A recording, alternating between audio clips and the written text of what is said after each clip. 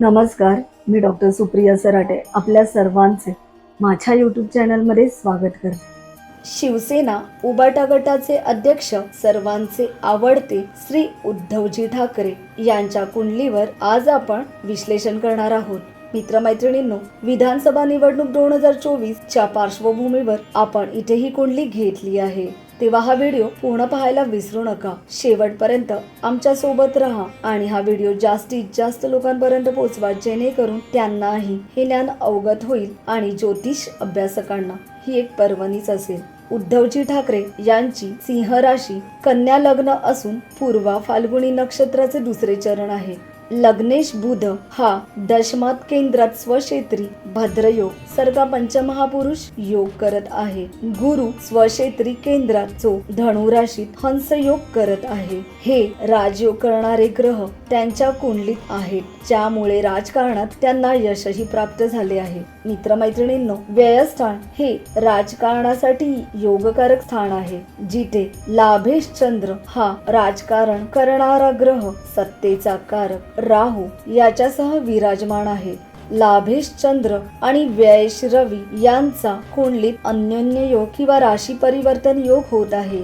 यामुळे राजकारणात त्यांना सत्ताही मिळाली. मित्रमैत्रिणींनो, जे वास्तुदीप परिवारासोबत पहिल्यापासून आहेत त्यांना माहित असेल की उद्धवजी ठाकरे यांच्या कुंडलीवर मी आतापर्यंत किती वेळा विश्लेषण दिले आहे. त्यांनी मागे जावे आणि आमचे व्हिडिओ सिरीज पाहावेत. उद्धवजी ठाकरे यांचे 2019चे भविष्य खरे ठरले, तोही व्हिडिओ आहे. मित्रमैत्रिणींनो, उद्धवजी ठाकरे यांच्या कुंडलीवर विचार केल्यास केतू षष्ठात असल्याने विरोधकांचा फार त्रास सहन करावा लागतो, ज्यामुळे मानसिक त्रास वाढतो. कारण व्ययातून चंद्र राहू हे षष्ठस्थानावर दृष्टी टाकतात, पण सिंह राशीतील चंद्र हा त्यांना त्यातून खंबीरपणे उत्तर देतो. खंबीरपणे ते त्या परिस्थितीचा सामना करतात. व्ययातील सिंह रास आणि व्ययेश रवी लाभात भाग्य शुक्रासह असल्यामुळे त्यांना एक प्रकारची ऊर्जा प्राप्त होते आणि बऱ्याच वेळा यशही मिळवून देते. मित्रमैत्रिणींनो, मुख्यमंत्री पदासाठी त्यांची सध्याची ग्रहस्थिती कशी आहे याचा आपण या व्हिडिओमध्ये आढावा घेणार आहोत. सध्या त्यांना गुरु महादशेत चंद्र अंतर्दशा चालू आहे, जी ऑगस्ट 2025 पर्यंत असणार आहे. म्हणजेच चतुर्थेश सप्तमेश म्हणजे मार्केश महादशेत लाभेश चंद्र अंतर्दशा चालू आहे. मित्रमैत्रिणींनो, गुरुच्या महादशेत त्यांना सत्ताही मिळाली आणि याच गुरुच्या महादशेत त्यांची सत्ता आणि बरेच काही त्यांना गमवावे लागले, कारण हा गुरु इथे मार्केशही आहे. पण सध्या जी अंतर्दशा चालू आहे ती म्हणजे चंद्राची, आणि इथे चंद्र हा लाभेश आहे, जो राहू बरोबर व्ययस्थानात प्लुटोच्या युतीत बसला आहे, जे एक अधिकार वर्चस्व देणारा योगही आहे. त्यामुळे ही अंतर्दशा जनतेचा कारक चंद्र नक्कीच ठरवणार आहे आणि जो इथे कुंडलीत लाभेश झाला आहे, म्हणजेच यावेळी जनतेची साथ त्यांना नक्की मिळणार आहे. ऑगस्ट 2025 ते जुलै 2026 या काळात त्यांनी आरोग्य दृष्टिकोनातून सतर्क राहावे. मित्रमैत्रिणींनो, सध्या शनी मार्गी झाला आहे, जो 15 नोव्हेंबर पासून अनुकूल आहे, कारण इथे कुंडलीमध्ये षष्ठेश शनी आहे, जो त्यांच्या मूळ कुंडलीत चतुर्थात गुरुसह वक्री आहे. मित्रमैत्रिणींनो, सध्याची ग्रहस्थिती पाहता हा गोचर मार्गी शनीच त्यांना न्याय मिळवून देणारा असणार आहे आणि आतापर्यंत केलेल्या कर्माचे फळ देणारा ठरणार आहे. मित्रमैत्रिणींनो, कारण गोचर शनीची तिसरी दृष्टी अष्टमावर पडत आहे, जे सर्व गेले जसे पक्ष चिन्ह त्या बाबतीत काहीतरी सकारात्मक निर्णयही ऐकायला मिळेल आणि शनी इथे न्याय करेल, कारण त्याची 7वी दृष्टी व्ययस्थानावर आणि 10वी दृष्टी पराक्रमावर पडत आहे. त्यामुळे हा मार्गी झालेला शनी नक्कीच त्यांना मदत करत आहे. मित्रमैत्रिणींनो, गोचर कुंडलीचा विचार केल्यास गोचर गुरु हा भाग्यातून जात आहे आणि गोचर रवी हा पराक्रमातून जात आहे. इथे गोचर रवी आणि गोचर गुरु यांचा नवपंचम योग होत आहे, जो पराक्रम आणि भाग्यातून होत आहे. लग्नेश कर्मेश बुध हा पराक्रमात व्ययेश रवी सह विराजमान आहे. ज्या ग्रहाची महादशा चालली आहे तो चतुर्थेश मार्केश गुरु हा भाग्यस्थानातून गोचर करतोय आणि ज्याची अंतर्दशा चालू आहे अर्थात चंद्र जो कुंडलीमध्ये लाभेश आहे, त्यामुळे ही ग्रहस्थिती नक्कीच अनुकूल आहे. कारण गोचर गुरु आणि गोचर चंद्र यांचा एकमेकांशी लाभयोग होत आहे.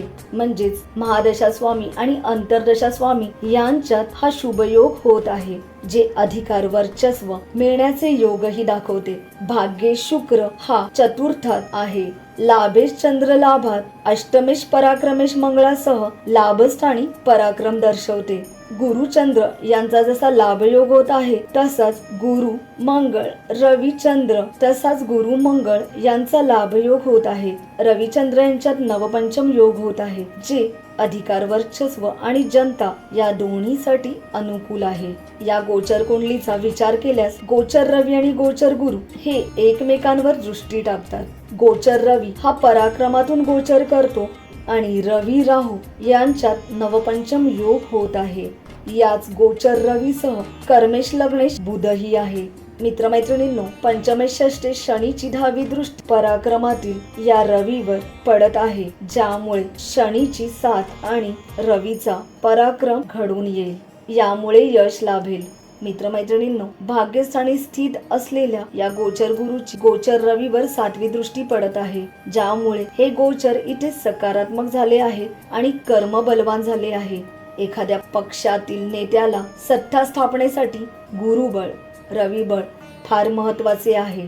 त्यामुळे हे दोन्ही गोष्टी इथे अनुकूल दिसत आहेत आणि शनी राहूनेही त्यांना साथ दिली आहे. मित्रमैत्रिणींनो, ऑगस्ट 2025 पर्यंत त्यांच्या लोकप्रियतेत भर पडेल, जे त्यांच्यासाठी नक्कीच सकारात्मक असणार आहे. मित्रमैत्रिणींनो, अशा प्रकारे जर आपण पाहिले तर उद्धवजी ठाकरे यांच्या कुंडलीत आतापर्यंत जो संघर्ष होता त्यापेक्षा बऱ्याच प्रमाणात आत्ताची स्थिती सुधारलेली दिसत आहे आणि जी स्थिती अचानकपणे अनुकूल होतानाही दिसत आहे. या संधीचा नक्कीच ते फायदा घेतील आणि किंग बनतानाही आले तर किंग मेकर नक्कीच होतील.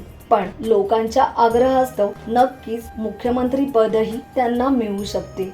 कारण कुंडलीतील व्यय जो रवी आहे त्यावर शनीची दृष्टी पडत आहे आणि गुरुचीही दृष्टी पडत आहे. यापुढेही पुढचा व्हिडिओ पाहायला विसरू नका, ज्यामुळे पुढे येणाऱ्या व्हिडिओमध्ये आपल्याला नक्कीच कळेल की कोण मुख्यमंत्री बनेल. धन्यवाद. मित्रांनो, आपल्याला आमचा व्हिडिओ आवडला असेल तर नक्की लाईक करा, शेअर करा आणि चॅनलला नवीन असाल तर सबस्क्राईब करायला विसरू नका. धन्यवाद.